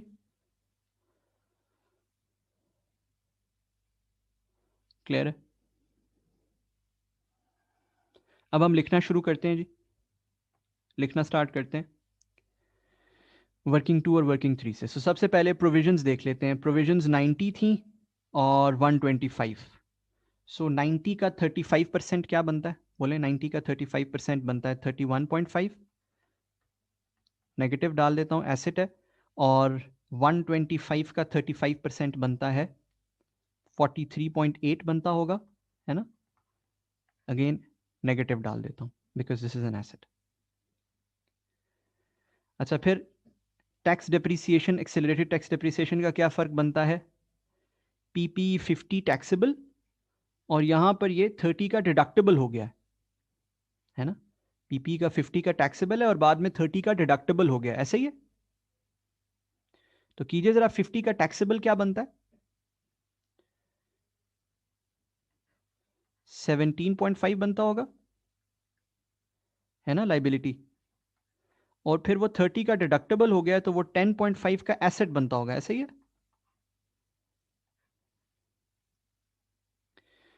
इंटरेस्टिंग है ये एक्चुअली। इसको हम बजाय एक्सेलरेटेड टैक्स डेप्रिसिएशन के इसको लिख देते हैं difference between accounting and tax depreciation, and I will tell you why, कि हम स्टैंडर्ड की टर्मिनोलॉजी से क्यों इनहराफ कर रहे हैं।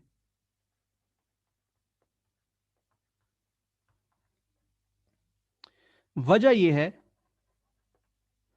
कि आपकी आगे जाकर टैक्स डेप्रिसिएशन छोटी रह गई है एक्चुअली, या सॉरी अकाउंटिंग डेप्रिसिएशन छोटी रह गई है, आपका डिडक्टेबल टेम्परेरी डिफरेंस आ गया। स्टैंडर्ड जो इसको एक्सेलरेटेड टैक्स डेप्रिसिएशन लिखता है ना, वो इस वजह से लिखता है कि generally tax depreciation is more than accounting. लेकिन यहां पर हमारा कुछ सिचुएशन उल्टा हो गया है, डिडक्टेबल हो गया आगे डिफरेंस, इसलिए मैंने स्टैंडर्ड की टर्मिनोलॉजी को इस्तेमाल नहीं किया। मैंने कहा difference between accounting and tax depreciation, ये लफ्ज इस्तेमाल कर लिया। Are you fine with it? मेरा नहीं ख्याल कोई ऐसी रॉकेट साइंस है। फिर मेरा साल के स्टार्ट पे जी डेफर्ड टैक्स बनता है, जल्दी से बताइए। साल के स्टार्ट पे मेरा एसेट का बैलेंस बनता है 14, और साल के एंड पे मेरा एसेट का बैलेंस बनता है 54.3। और क्योंकि साल के दौरान कोई ओसीआई आइटम, कोई इक्विटी शिक्विटी कुछ भी नहीं था, लिहाजा ये सब कुछ पीएनएल में रिकॉर्ड हुआ होगा। सो पीएनएल में ठीक ठाक इनकम रिकॉर्ड हुई है इस साल। पहली लाइन से रिलेटेड, प्रोविजंस की लाइन से रिलेटेड इनकम रिकॉर्ड हुई है 31.5 और 43.8 का डेल्टा जो कि बनता है 11 पॉइंट या रादर 12.3 की इनकम, और दूसरा 17.5 और 10.5 का डेल्टा विच इज 28.0 की इनकम। सो यहां पे 40.3 की इनकम रिकॉर्ड हुई है पीएनएल में। ठीक है जी, आप देख रहे हो मैंने डेफर्ड टैक्स इनकम किसी वर्किंग में नहीं बनाई जानबूझ के, बिकॉज मुझे चालाकी आनी चाहिए एग्जाम में। मुझे पता है कि यार मेरे नोट के अंदर पीएनएल का इंपैक्ट डेफर्ड टैक्स का बनता है, तो मैं उसको फिर किसी वर्किंग में क्यों बनाऊं। यहां ये 40.3 बन गया। आओ जी अब इसको ले जाते हैं यहां पे, डेफर्ड टैक्स इनकम 40.3 की इनकम। बात समझ आ गई।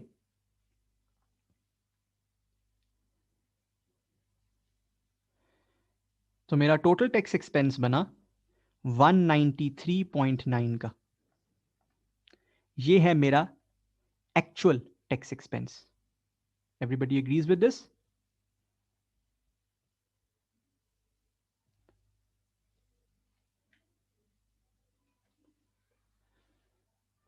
सो मेरा एक्चुअल टैक्स एक्सपेंस आ गया 193.9 और मेरा एक्सपेक्टेड टैक्स एक्सपेंस बनेगा माई पीबीटी इंटू 35%।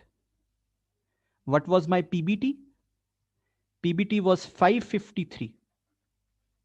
ऐसे ही है, बनाया था हमने पीबीटी 553। सो 553 का 35%, 193.6।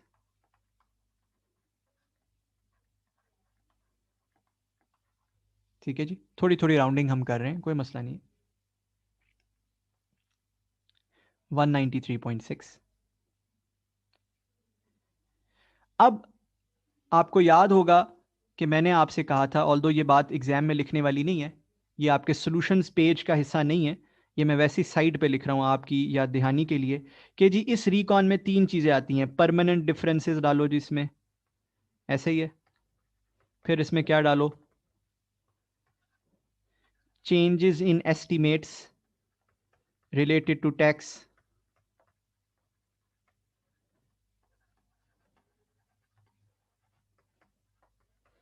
फिर इसमें क्या डालो? अगर कोई डेफर्ड टैक्स एक्सेप्शन का इंपैक्ट है तो वो डालो। अब हम गौर करते हैं, क्या इस सवाल में कोई changes in estimate related to tax थे? नो, ना टैक्स रेट चेंज हुआ, ना कोई रिकवरेबिलिटी का इशू कोई चेंज हुआ, नथिंग। क्या कोई डेफर्ड टैक्स की एक्सेप्शन थी? नो। क्या कोई परमानेंट डिफरेंसेस थे? हाँ, कुछ थे, कुछ थे जो मैंने आपको पहले पिछले लेक्चर में गो थ्रू भी करवाए। कुछ थे, जैसे कि मिसाल के तौर पर डिविडेंड इनकम वाला था ना,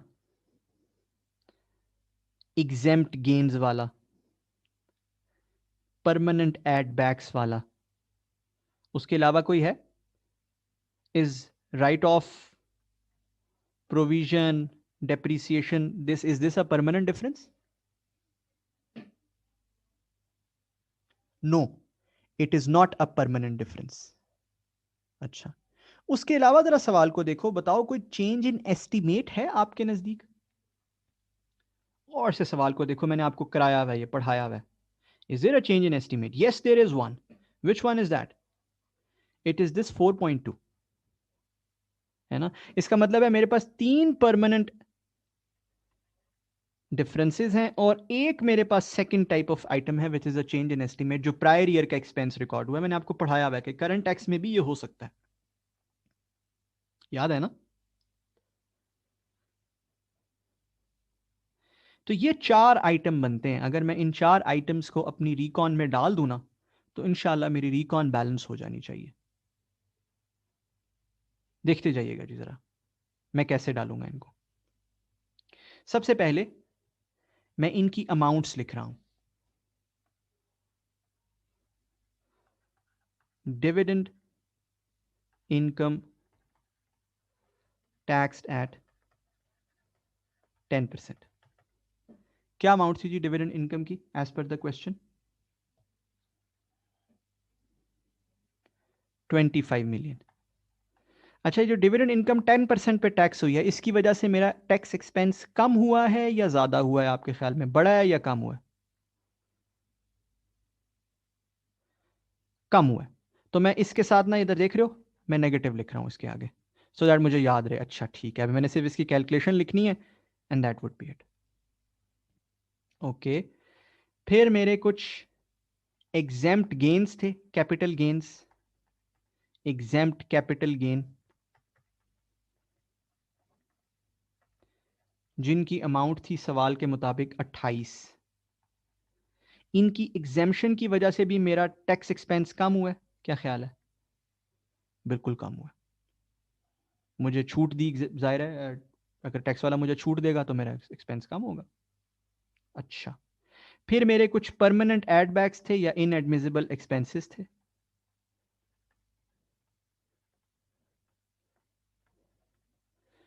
उसमें क्या है जी, 35 मिलियन के हैं वो, है ना? इस वजह से मेरा टैक्स एक्सपेंस ज्यादा हुआ है, लिहाजा मैं इसको नेगेटिव नहीं लिख रहा, पॉजिटिव ही लिखूंगा। आगे छोड़ दिया मैंने, पॉजिटिव लिखूंगा। फिर मेरा प्रायर ईयर टैक्स एक्सपेंस एक आया है ना? कितनी अमाउंट का आया? 4.2 मिलियन का। इस वजह से मेरा टैक्स एक्सपेंस बढ़ा है या कम हुआ है? बढ़ा है, बिल्कुल बढ़ा है। तो मैंने 4.2 आगे पॉजिटिव लिख दिया। डन, पूरा 4.2 आ गया। ज़ाहिर उसमें कोई रेट शेट तो लगा हुआ है नहीं, एग्जामिनर ने डायरेक्ट 4.2 बताया हमें। ठीक है जी। अब मैं इन सब की अमाउंट्स वर्कआउट कर रहा हूं। जैसे जो परमानेंट एड बैक है, मैं उसको 35 को 35% से मल्टीप्लाई कर दूंगा।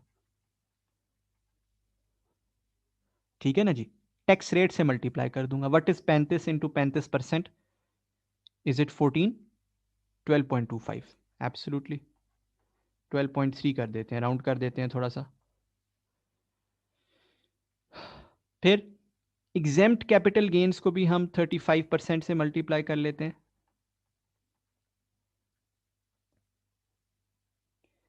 9.8। फिर जरा अटेंटिव हो जाएं सब, एक बड़ी इंटरेस्टिंग चीज होने लगी है। डिविडेंड इनकम को 25% से मल्टीप्लाई किया जा रहा है, 35 से नहीं। और ये आपसे पूछा भी जाएगा, मैं पूछ रहा हूं आपसे कि भाई why 25%, why not 35%? So for example, in case of capital gains we multiplied it by 35, permanent add backs we multiplied it by 35, but for dividend we multiplied it by 25. Why? Because it is not exempt. Dividend exempt नहीं है, या ये inadmissible नहीं है इन expenses की तरह, बल्कि ये टैक्स हो रहा है बट छोटे रेट पे टैक्स हो रहा है, 10% पे। तो बाकी जो 25% रह गया वो फर्क कॉज कर रहा है। आई hope this is very clear for you. Dividend चूंकि 10% पे टैक्स हो गया है, तो बाकी जो 25% रह गया वो डिफरेंस कॉज कर रहा है। 25% की हद तक परमानेंट डिफरेंस है, बाकी 10% का कोई डिफरेंस नहीं है। आई hope this is very clear for you. तो 25 इंटू 25% बनता है 6.3, obviously negative. And I hope कि हम जब इन सबको ऐड करें तो हमारा आंसर मैच कर जाए। अगर कोई 0.1 का डेल्टा आ रहा है तो कोई मसला नहीं है, अगर आ रहा है तो कोई मसला नहीं है, बिकॉज हमने कुछ राउंडिंग्स की हैं। सो अगर हम 193.6 करें और 6.3 करें और ये सब करें तो हमारा 0.1 का बीच में एक डेल्टा सा आता है, that is not an issue, that is only due to rounding. अगर आप उसे फॉर एग्जाम्पल 2 डेसिमल तक खोल के कर लेंगे तो वो मसला खत्म हो जाएगा। लिख दें बेशक एग्जामिनर के लिए, difference only due to rounding. ठीक है, उसको पता चल जाए, उसको खुद भी समझ आ जाएगी कि हाँ यार ये 194.0 आ रहा है, 199 193.9 इसलिए नहीं आ रहा क्योंकि बच्चे ने राउंडिंग की है। No worries at all. तो यहां पर हमारा ये सवाल भी कंप्लीट हो जाता है, जो हमारी एक प्रैक्टिस इसने करवाई है, तमाम डिस्क्लोजर्स बनाने की दोबारा से एक प्रैक्टिस करवाई है और एक कंसोलिडेटेड क्वेश्चन कैसे करते हैं उसकी प्रैक्टिस करवाई है। आई hope this is very clear for you.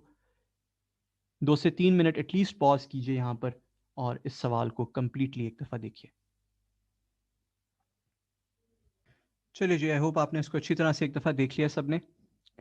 अब हम रीड कर लेते हैं सिर्फ towards the end of this class. ये एग्जाम्पल 16 जो हमारी विंटर 15 का एक क्वेश्चन 3 है, जिसको अडेप्ट करके एग्जाम्पल बनी हुई है, सिर्फ रीड करेंगे। और अगेन आपके लिए फूड फॉर थॉट ही होगा।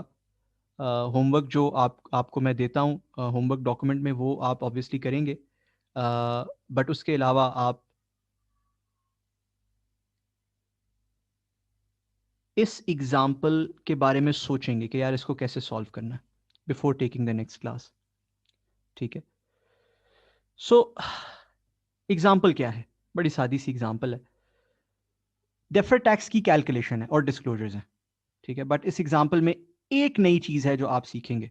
ठीक है, जो बेसिकली मैं आपको सिखाना चाहता हूँ with the help of this example. क्या है? कहता है जी डेफर टैक्स की कैलकुलेशन और डिस्क्लोजर बना के देने हैं। कहता है financial statements of WIL for the year ended 30 June 2015 are in the process of finalization. ठीक है, फाइनलाइजेशन के नजदीक है। In this respect the following information has been gathered from WIL's accounting and tax records.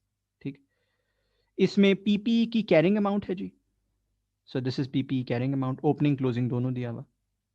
फिर PPE की tax base है जी। ठीक है, अगेन ओपनिंग क्लोजिंग दोनों दिया हुआ है।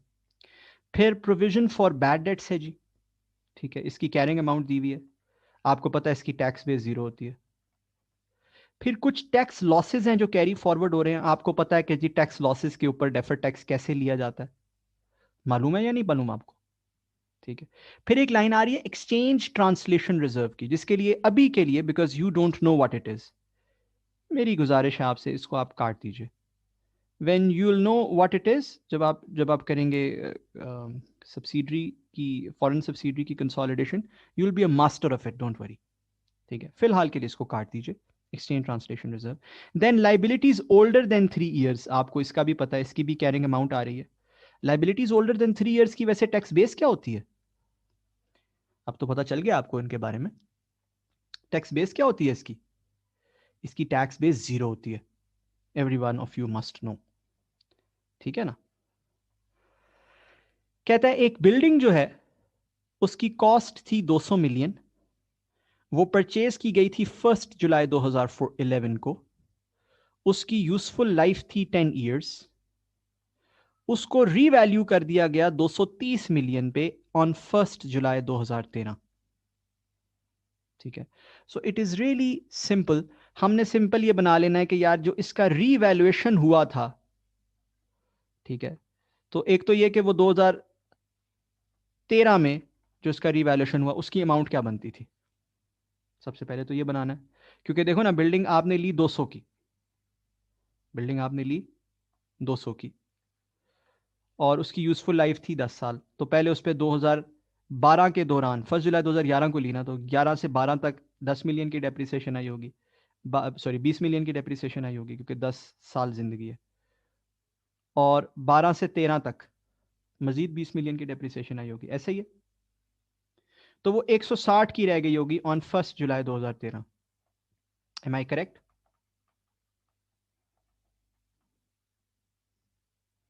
है ना? 1 जुलाई 2013 पे वो 160 मिलियन की रह गई होगी। I think it is quite straight forward, कोई ऐसी बड़ी रॉकेट साइंस नहीं है।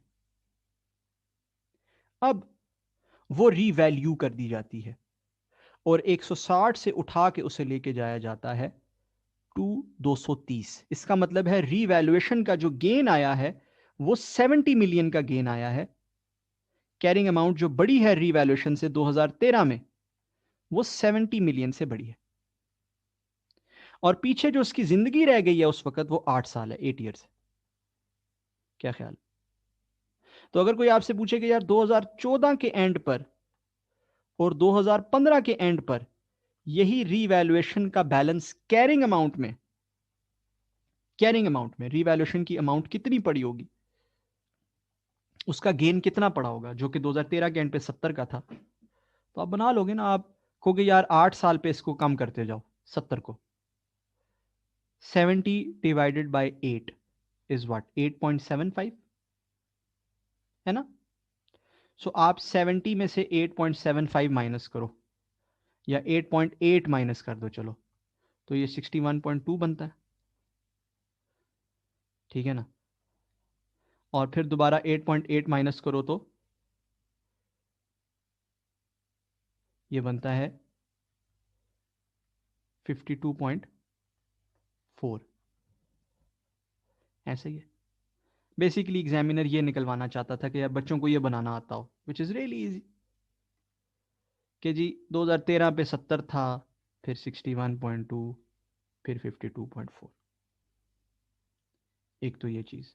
दूसरा, एग्जामिनर ये पूछना चाहता है कि क्या बच्चों को ये मालूम है कि अगर कंपनी का कुछ बिजनेस टोटली एफटीआर के तहत हो तो क्या डेफर्ड टैक्स रिकॉर्ड किया जाता है या नहीं। कहता है 25% of WIL's income and expenses fall under the final tax regime and this trend is expected to continue in future also। याद है मैंने आपसे कहा था कि अगर कंपनी का टोटल बिजनेस, ऑल बिजनेस,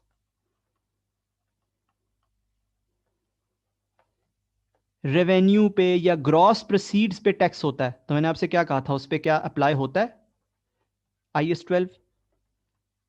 क्या उसको IS 12 अप्लाई करना चाहिए। क्या सिखाया हुआ मैंने आपको, नो। लेकिन अगर उसका 25% बिजनेस इसके तहत है तो फिर वो क्या करे। इसके ऊपर है एक आई कैप की technical release, TR27 technical release है। वो कहती है फिर वो ये करे कि 25% की हद तक डेफर्ड टैक्स रिकॉर्ड ना करे और बाकी 75% पे डेफर्ड टैक्स रिकॉर्ड कर ले। यानी कि उसके जितने भी टेम्परेरी डिफरेंसेस आ रहे हैं, ऑल टेम्परेरी डिफरेंसेस, उनको क्या करे, उनको 25% की हद तक डेफर्ड टैक्स रिकॉर्ड उस पर ना करे और 75% टेम्परेरी डिफरेंसेस पे डेफर्ड टैक्स रिकॉर्ड कर ले। ठीक है, ये अगेन ये डिटेल स्टैंडर्ड में मौजूद नहीं है, ये डिटेल आई कैप की एक टेक्निकल रिलीज हमें बताती है। समझ आ गई बात।